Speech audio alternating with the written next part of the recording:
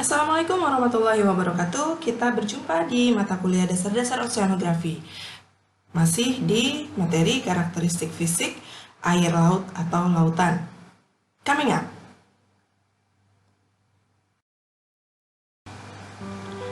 Kali ini kita akan membahas mengenai salinitas. Apa sih salinitas itu? Salinitas itu didefinisikan secara umum sebagai jumlah garam terlarut di air laut, atau secara lebih rinci adalah jumlah 1 gram garam terlarut dalam 1 kilogram air laut. Jadi kalau misalnya kita punya air laut seberat 1 kilogram, itu jumlah garamnya berapa gram? Nah, itu adalah salinitas. Karena itu gram dalam kilogram, maka satuannya adalah PPT, part per thousand.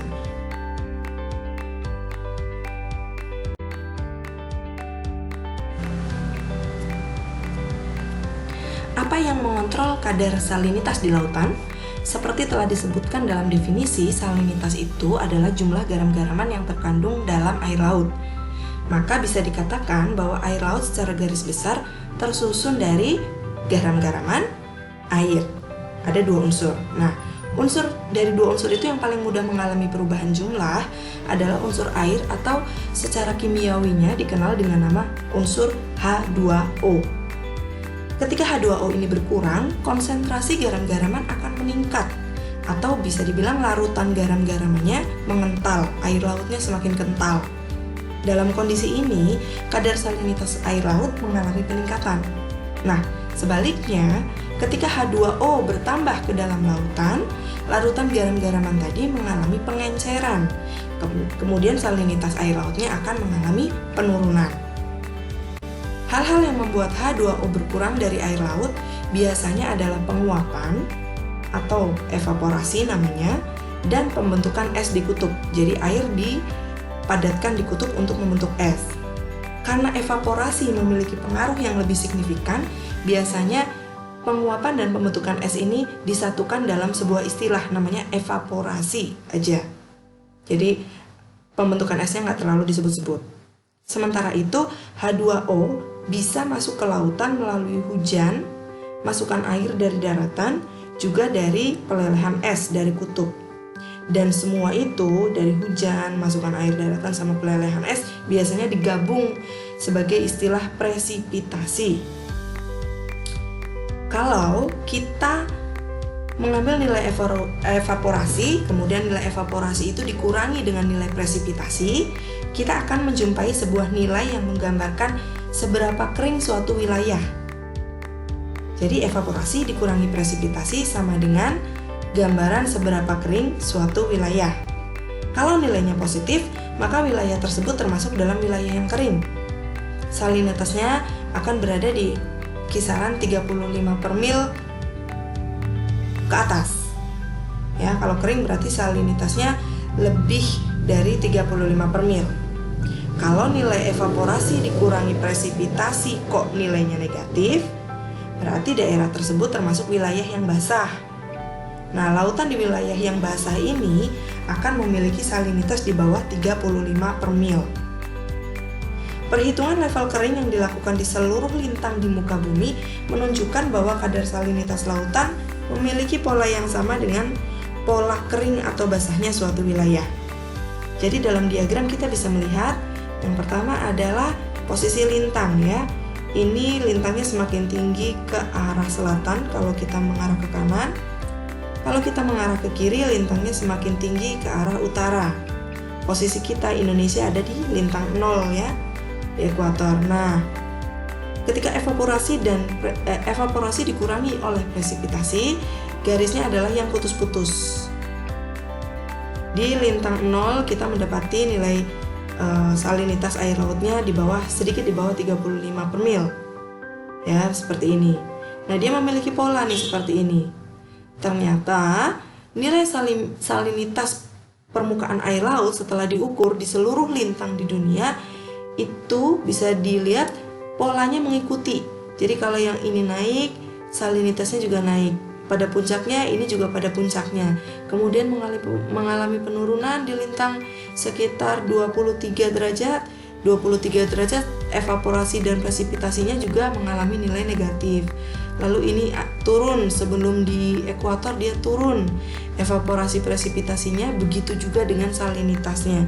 Jadi polanya itu sama, naik turunnya itu berbarengan. Kayak hopeng gitu, berteman ya, sahabat karib. Nah, ini adalah gambaran salinitas di seluruh dunia dengan pengaruhnya dari evaporasi dan presipitasi.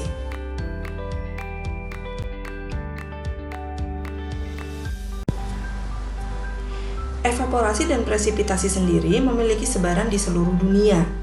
Diagram yang kita lihat saat ini menunjukkan pola sebaran evaporasi yang ditunjukkan oleh garis putus-putus berwarna biru, yang ini, dan pola sebaran presipitasi ditunjukkan oleh garis warna merah.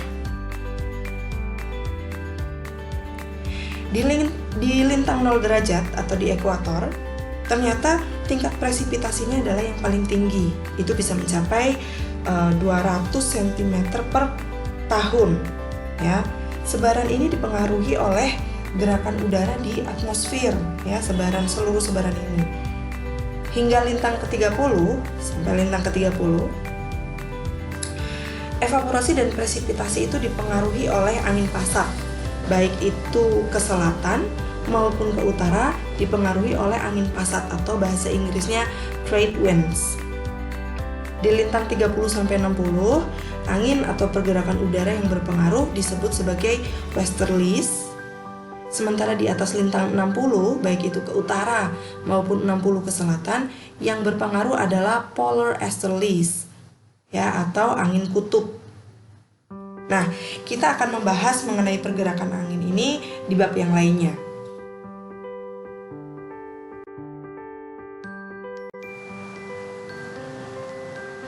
Distribusi salinitas juga terjadi secara vertikal, tidak hanya horizontal saja. Tapi sebarannya tidak sedrastis distribusi vertikal untuk temperatur.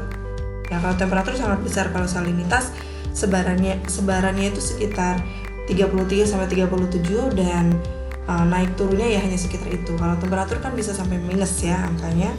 Nah, kita bisa melihat dari diagram kalau di daerah lintang rendah, ya, ini kita bisa melihat grafiknya. Lintang rendah itu perubahan salinitasnya kurvanya menjadi seperti ini. Jadi di permukaan itu lebih tinggi salinitasnya dan di perairan yang lebih dalam dia salinitasnya menjadi lebih rendah. Sementara di lintang tinggi itu apa? Lintang tinggi itu contohnya seperti di kutub. Di permukaan itu salinitasnya lebih rendah daripada yang lapisan dalam. Nah, setelah 1000 meter salinitas ini akan mengalami nilai yang sama dan stabil, tidak mengalami perubahan ya. Perubahan paling 35 kurang 0,1 atau 35 lebih 0,1 atau 0,2 seperti itu. Sementara di atas juga sama, tidak ada perubahan yang terlalu signifikan ya, relatif sama, dan ini batasnya sama seperti pada temperatur, yaitu sekitar 200 sampai 1000 meter kedalamannya ya. Di bawah 1000 meter itu udah relatif stabil. Nah, transisi nilai salinitas dari rendah ke tinggi maupun sebaliknya ini disebut dengan halocline. Jadi transisi yang drastis ini ditandai dengan kotak merah, itu disebut sebagai halocline.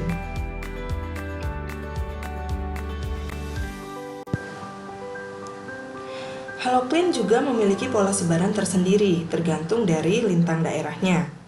Di daerah ekuator dan kutub, digambarkan oleh garis merah dan garis biru, rentang perubahan nilai salinitas dalam lapisan halocline tidak terlalu besar. Apalagi di daerah kutub ya, dia sedikit saja perubahannya.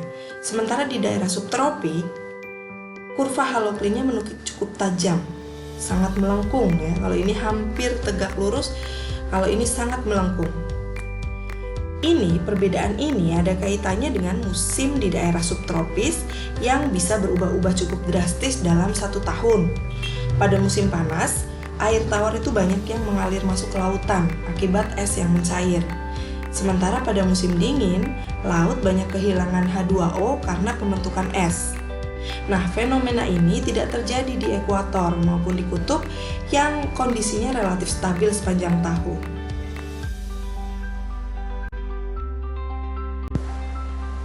Sebaran salinitas permukaan laut digambarkan oleh citra satelit ini. Warna biru menggambarkan tingkat salinitas paling rendah. Sementara warna merah tua menggambarkan level salinitas yang paling tinggi.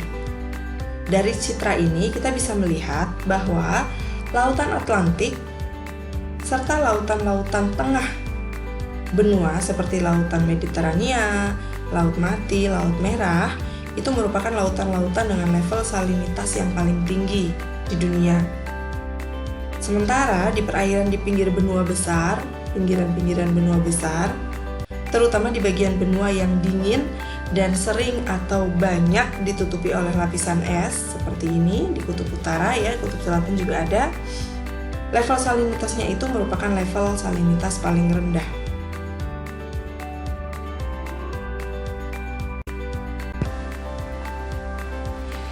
Jadi mari kita rangkum, kita persingkat saja apa yang sudah kita ketahui tentang salinitas. Yang pertama, salinitas tidak memiliki besaran. Nama besarannya tidak ada. Kemudian satuan yang digunakan untuk mengukur salinitas, untuk mengukur angka salinitas, satuannya adalah part per thousand atau PPT atau PSU. Alat ukur yang digunakan untuk mengukur salinitas bisa berupa salinometer, refraktometer, atau CTD yang lebih kompleks. Distribusi salinitas bisa terjadi secara horizontal, bisa secara vertikal, maupun secara zonasi. Ya, di daerah mana, benua mana, lautan apa, itu berbeda salinitasnya masing-masing. Nah, faktor pengaruh atau yang berpengaruh terhadap salinitas adalah presipitasi dan evaporasi. Sementara zona penting dalam salinitas adalah halocline, di mana salinitas di zona halocline ini mengalami perubahan yang drastis dari permukaan sampai ke kedalaman atau lapisan perairan yang dalam.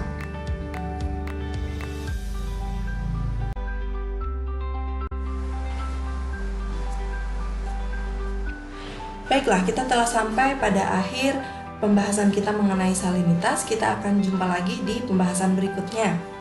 Wassalamualaikum warahmatullahi wabarakatuh.